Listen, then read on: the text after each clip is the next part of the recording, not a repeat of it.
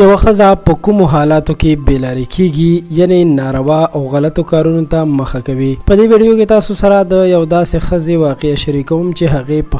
په خپلو خبرو کې شریکه کړې ده. که تاسو یې اورېدل غواړئ او د دې پټ راز نه ځان خبرول غواړئ نو موږ سره تر اخره پاتې شئ چې دغه ښځې سره څه شوي دي. درنو دوستانو، ښځه هسې نه بېلارې کیږي بلکې د دې دپاره داسې څه واقعات او حالات پیښیږي چې هغه مجبوره شي دغسې کارونو ته مخه وکړي. یوه ښځه چې خپله واقعه بیانوي چې ما چې کله واده وکړو نو د واده نه پس مې د خاوند په موبایل کې د داسې جنکو تصویرونه او ویډیوګانې او ورسره د هغوی نمبرې ولیدلې چې د ورسره میسیجونو کې ګپ شپ هم لګولی او د به ورسره هر قسم آزاد تعلق ساتلو. هغه وایي چې زما خاوند خبر نه و چې ما د هغه د موبایل میسیجونه او د جنکو نمبرې ټولې کتلې وې، خو وایي چې ما مې خاوند منې هم کړو چې داسې کارونه مه کوه، خو بیا هم هغه نه منې کېدلو او دغسې کارونه به یې کول چې ما ته به هم دا خبره کوله چې ستا زما په کارونو کې کار نشته، زه چې هر څه کوم او هر څه کول غواړم هغه به کوم، ته خپل کار سره کار ساته. او دغه ښځه وایي چې په ما باندې به یې دومره پابندي کوله